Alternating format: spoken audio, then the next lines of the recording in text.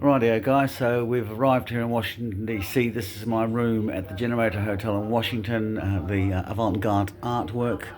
I must get that translated at some point. You'll see it also on the hands there, the hands folded up there, which is that's kind of curious, really. I mean, like, I'm not responsible for the decorating, and still I'm not averse to paganism ideas, but you kind of feel sort of, when they start people talking about, some of the things that they talk about happening in Washington, and see, that's the stuff. It's kind of like, well, how do you expect people to fucking believe, huh?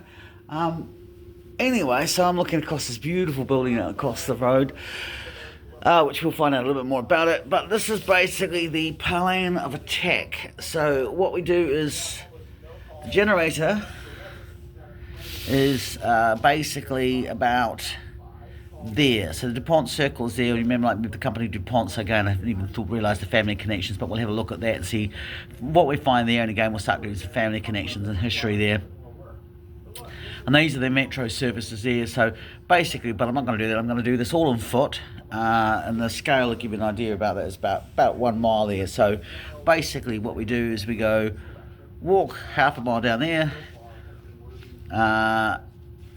circle around these different places, which are the Georgetown Washington University, the International Monetary Fund, and the World Bank. And then I think that's kind of interesting. We'll have a little pop down to the Octagon because just I'm a bit curious about that kind of stuff there. And then we will move our way down to the Department of State, which is sort of one of those companies built, which actually has huge influence on the world, and the U.S. Institute of Peace. And then we'll move from there to, again, the American Pharmaceutical Association. It says that the next right to the Albert Einstein statue, and next to the Museum of American Diplomacy. Most of the stuff we won't actually get to see. Well, in fact, all the stuff is all mostly statues, and I'm cool with that. But it's just, that's where it is. So we'll then move through there into the Lincoln Memorial. And we will then cross across the Arlington Memorial Bridge, have a little walk around the Pentagon. Again, not sure how close we'll get, but it's just the actually have a look as close as we can. Go and visit the tomb of the unknown soldier, which is, for me, it's just as much about, I am an ex-service person, and I don't care which side you fight on. A soldier's a soldier, and maybe the reason why we go to war is always very stupid, but anyone that does deserves to be respected. So I'm going to go and pay my respects to the boys, and we'll walk through Arlington Cemetery, and then we'll actually walk around the actual Pentagon. So that's actually the War Memorial. Sorry, that was the War Memorial, which is still a very important, significant site. So then we'll go to the Pentagon and have a look around that, and that's basically 1 mile, 2 mile, 3 mile, 4 mile, 5 miles. So it's about 6k yonk. And then we'll walk across the bridge, which will take us to the Jefferson Memorial, back through to the Klebitcher's Needle, have a look, and then again just about 8 miles. Well, 8 miles. And then that'll take us to the White House, which is, we're looking at about, I'm guessing, by the time I get out of there, it's about 5 o'clock. So I'm guessing an hour a mile. So we'll probably be there about about 10 o'clock at night time, and then I will probably at that point go look for a bar and make my way home, and that'll be day one. And we won't be out too much late tonight. I said I'm happy to just have a wander around and just enjoy the environment. And I don't need to go and see. This is what I'm here. This is all history. This all tells me so much about America, and I want to know about America because America is the heart of globalism, and that's kind of the creature which we're really up against at the end of the day. It's not socialism, it's not communism, it's not the Illuminati, it's the International Monetary Fund, it's the World Bank, and this is where all the stuff comes down to. This is the political heart of it. New York is where we're going next, and that's the financial side of it. The Roman Empire has 2 eagle heads, but this is this is the heart of New Rome, if you want. So the next morning we will be out the door, and we hope to get out the door not too radically crazy, and I don't think we're going to have too much of an issue because there's going to be a lot of people stuck to the television stations and processing what's actually occurring. Or at least that's what we want to have to leave, and then we'll come back down this way, and then I'll be walking across. This is what they call the public mall, and it's got all sorts of interesting buildings here, and take us to the Capitol, which we've actually been to beforehand when we were kind of on our way through to Charlottesville. And then I'll just hole up someplace and just process what I'm doing and put that towards the election special that we're doing for the Shipping News, which I'm hoping should be really enjoyable and interesting for all of you guys. and then that'll take us to the Union Station, and that's where about 10 o'clock tomorrow night I have to get on a train and go, or sorry, actually bus, we're going greyhounding, and we will be making our way to New York. And thanks for the people out there that have actually, like, it's not that I'm not without funds, but it's just been the last few weeks, last few days, has been trying to get to the place where I can actually turn my assets into actual cash.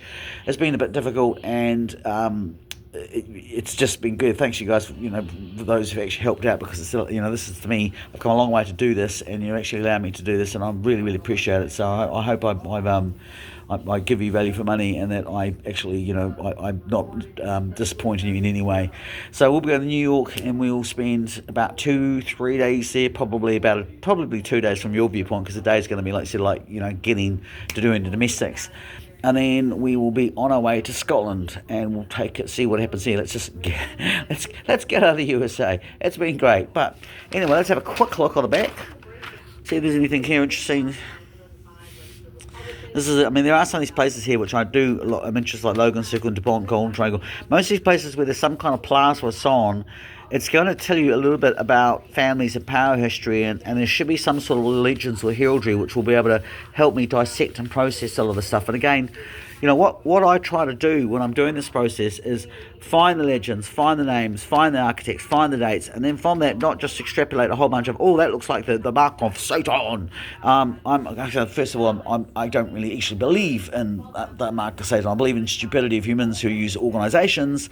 But what this should be able to do is, it'll help me plant a family, track a family tree, if you want, for want of a better word. And what I do, maybe I don't believe in Satan, but I do believe in the force of light and dark. And the dark side's pretty easy. It's to normally follow the honey, and that's basically what these legends allow me to do. So yeah, that's where we're at. That's the plan of attack while we're in Washington DC. I'm also doing a show at the moment, and I've just done a little bit kind of a recap about where we are with the US tonight. I'm going to wait doing them sort of where we think the election's going to fall until later in the evening. Then I'll do a follow-up tomorrow morning about what the results are. But I don't actually think we will find out what the election's results are. If you're listening to my show, which will be, it'll be Christ, I lose day. But anyway, it's like the one I'm doing now is actually for the coming Sunday, and that'll be sort of analyst, but it won't necessarily be able to hold up a crystal ball. It'll just tell you what I'm seeing. And I said, my idea is I'm not here to promote the Trump argument. I'm not here to promote the Kamala argument. I think both of these creatures are severely flawed animals, and I think in some ways we have to look at the entire process of what's happened with democracy. I mean, it is interesting to note that that Trump has actually got one of the most highest turnout of Africans and Latinos in any president ever. And so for whatever people want to think about Trump, I think what people are missing is, what everybody is missing, and this is just true of New Zealand as it is here, is that how can it be a guy that is so conservative and so right-wing, he is resonating more with that lowest, well, it's not necessarily lower socioeconomic, but, the people that you think, oh, no, they wouldn't have anything to do with him.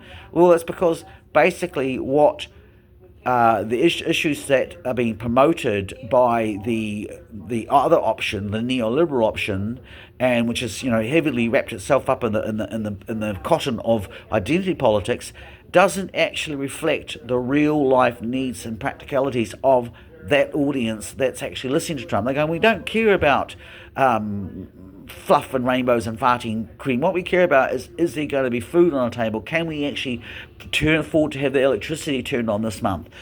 These are the things which the neoliberal argument is completely ignoring, and the middle class goes along with it because it ticks their box. Okay, we've got food in our refrigerator, so now we're going to start to, it's Maslow's law of supply. We've got all the basic needs, so now we start to think the higher mind, and that's cool. But you're doing so, if you're not actually bringing people behind you, then you're every bit as much guilty as the creature that you're actually accusing that kind of conservative government to be. And I say again, don't get me wrong, I see huge flaws in both of these administrations, but the point I'm trying to make is that the reason why that Republican vote is getting those votes is because what they're having to say is resonating with the needs of those particular voters, which that middle class neoliberal argument is not, because it's not actually cluing on to the fact that these people are feeling alienated and left behind. Which is not to say, because this again came, Citizen Kane is a classic example, that what Trump say he's going to do, actually he's going to do, because that's not the issue at all. But the point is, he at least is saying, giving them some kind of option, whereas the neoliberal option is just telling them that they're stupid for believing in him, but they're not actually giving them a counter viewpoint. So that's my analysis on that.